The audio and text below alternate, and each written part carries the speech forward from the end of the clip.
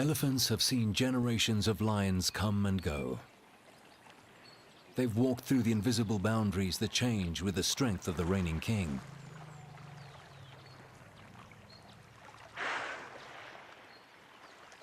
All this is unimportant to them. Their survival depends on the best food and water that they can find over an expanse of land that stretches far beyond these lions' territories. They're on the Three Brothers' land now, only because it has the best source of water around. And nearby, there is an enormous expanse of bushland to feed.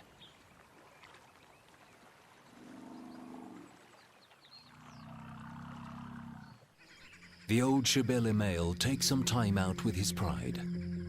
At his age, he tires quickly. His joints are stiff and riddled with arthritis. He doesn't hunt with the pride anymore. For the 2 young lionesses and the 5 cubs, this is a problem. They depended on the experience and strength of the old male and his 3 lionesses. Now, the females are gone and the old male is tired.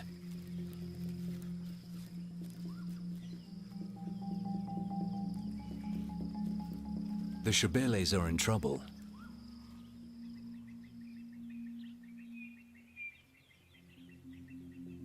The 2 remaining lionesses used to take the older one's lead. Now they find themselves alone, having to provide for a handful of almost fully grown cubs with matching adult appetites. At every opportunity, they try to go for buffaloes. Just 2 lionesses against a whole herd. The odds are against them.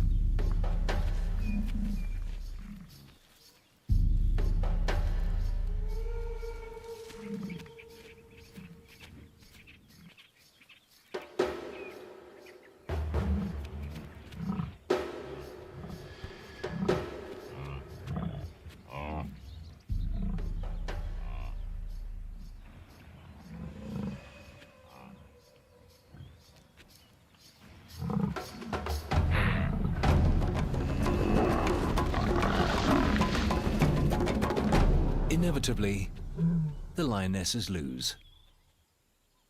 Despite being almost 2 years old, the cubs are of no use.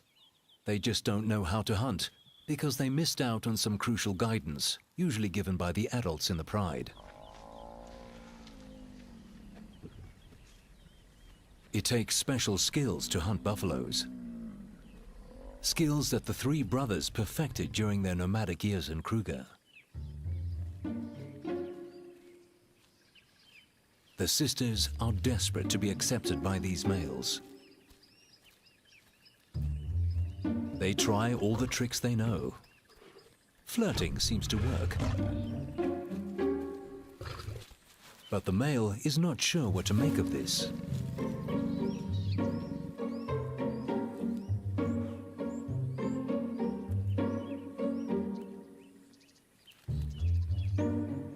Encouraged by her sister's progress, a second lioness moves closer.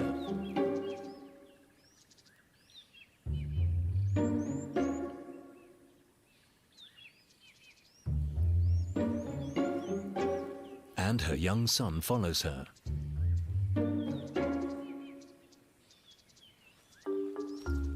He shadows her in the hope of getting her protection while trying to get close to the carcass.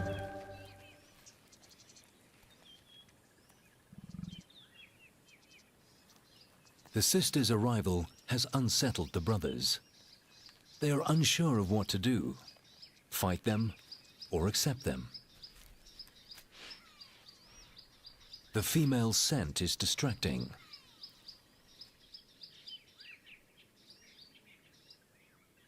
Quietly, one of the lionesses starts to feed.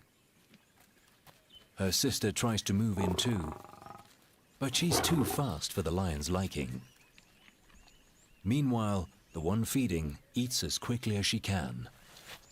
And the male makes sure that the lionesses see who owns this kill.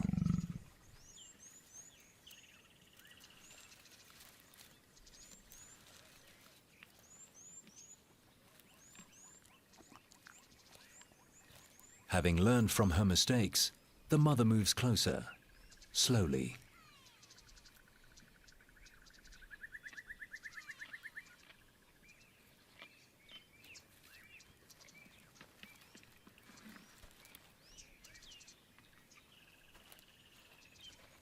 Her son follows.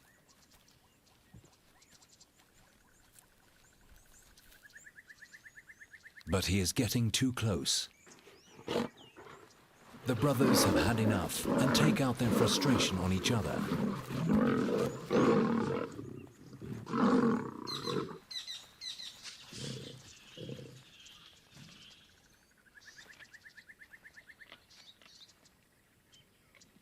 Undeterred, the lioness carries on feeding. But soon her time is up.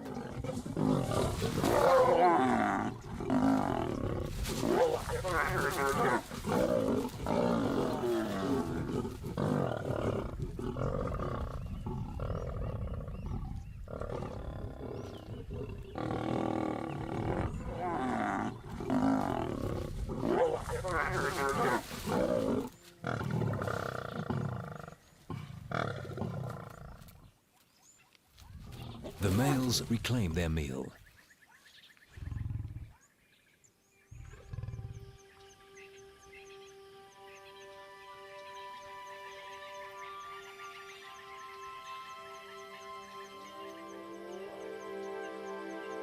Nearby, my own kill, well secured above ground. Being alone has its advantages. He doesn't have to share with anyone. But he has a following of intruders that try to steal from him. Hyenas are Makajan's plague. Almost every time he has a kill, they find him. And they are very patient thieves. He feeds into the night, dropping nothing but crumbs. Every little scrap counts. Eventually, the carcass will come apart and fall. But Makajan will not allow the hyenas to be around for that.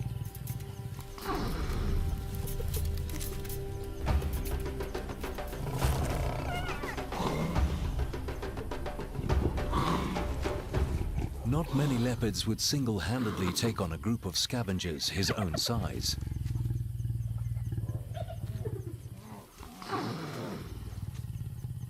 But he is a powerful cat, and the hyenas know when to back down. He settles at the bottom of the tree to ensure they do not return.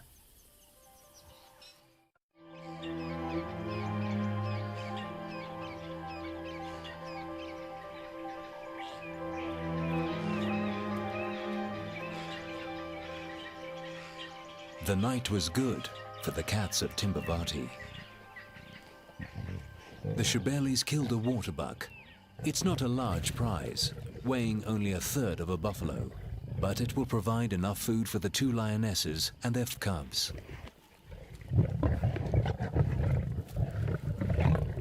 The youngest one is learning how to get her own piece of the meal. Her older cousin is more cautious. The little one submits to her mother, but she doesn't back down. The older cub is too cautious.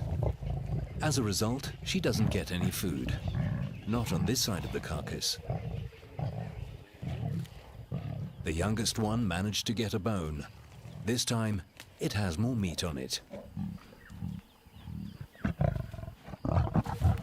The waterbuck provides just enough meat to go round. But soon, the Shebelis will be hungry again. Maintaining a territory is hard work, even harder when doing it alone. Despite the difficulties, the old Shebeli male has done very well on his own. But he's old and tired. His days as the king of his territory are numbered. It's a sad prospect, but a reality that all lions need to face towards the end of their lives. If he's lucky, he will have a dignified send-off, walking away alone to rest in peace. If he's not, he will face a bloody battle with the three young brothers. But the brothers have others that are keeping them distracted.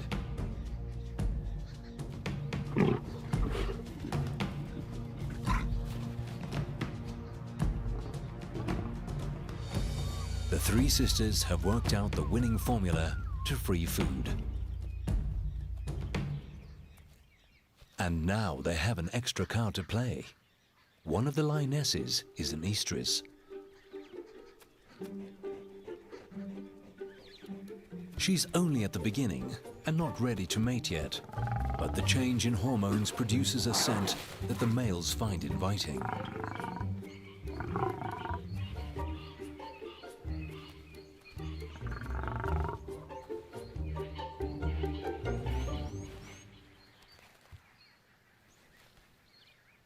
The lioness is careful of the sudden attention and tries to keep the male at a distance. At the same time, she's hungry and wants to get close to the kill. But the other brother is not happy about this.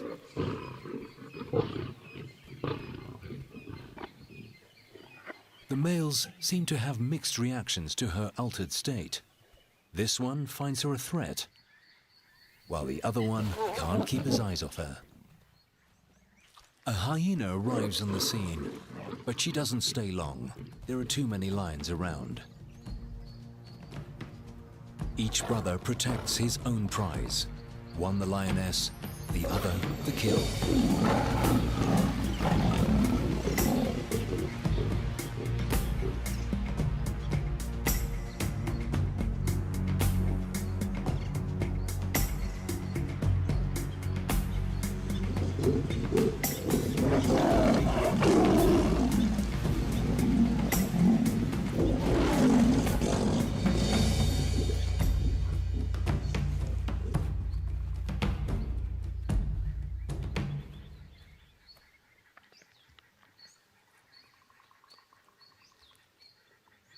The hyena goes past unnoticed. Between the lions and the leopards, she's sure to find another kill. With patience and a great sense of smell, she patrols their territories from corner to corner. A leopard's skill is to kill swiftly and feed quietly to avoid attracting such scavengers. Ntombi has killed again. She returns to the tree where she stashed a Dacre carcass. First, she checks that she hasn't been followed.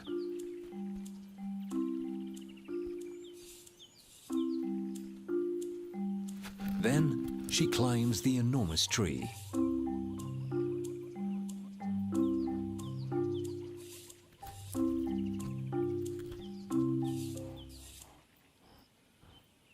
The kill is still intact and far from the reaches of scavengers.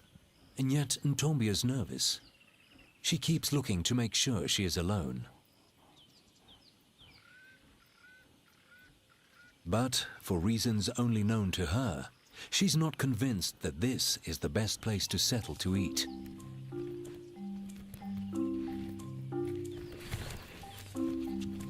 She's killed an unusually large animal for her size.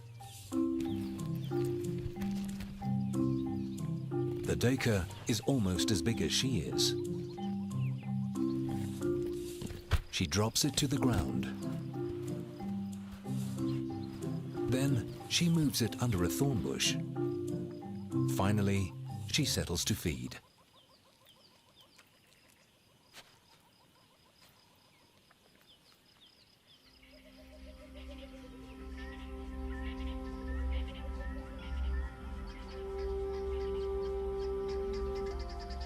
The cats of Timbavati hunt and kill day and night.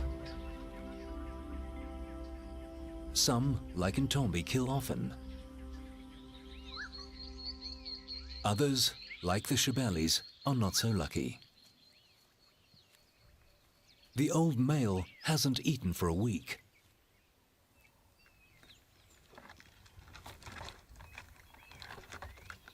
Lately, he prefers to scavenge from other predators, and he'll try everything he can to steal a meal.